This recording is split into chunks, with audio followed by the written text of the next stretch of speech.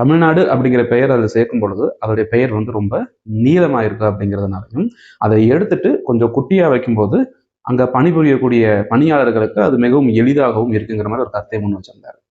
இப்ப என்னன்னா, இங்க எனக்கு 2 கேள்வி இருக்கு.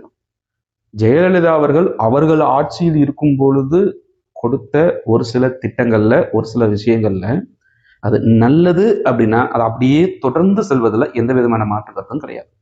ஆனால் அது தமிழ்நாட்டுக்கோ இல்ல தமிழ்ல வாழக்கூடிய மக்களுக்கோ ஒரு பிரச்சனை அப்படின்னா, இப்போ ஆளும் அரசாங்கமா இருக்கக்கூடியவங்க ஏன் அந்த பிரச்சனைக்கு தீர்வு கொண்டு வரக்கூடாதுங்கிறது என்னுடைய முதல் கேள்வி.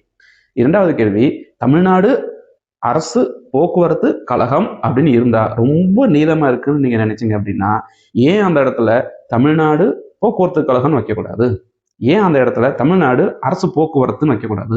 ஏன் கழகம்ங்கிற வார்த்தை இருந்தா என்ன, இல்லாட்டி என்ன?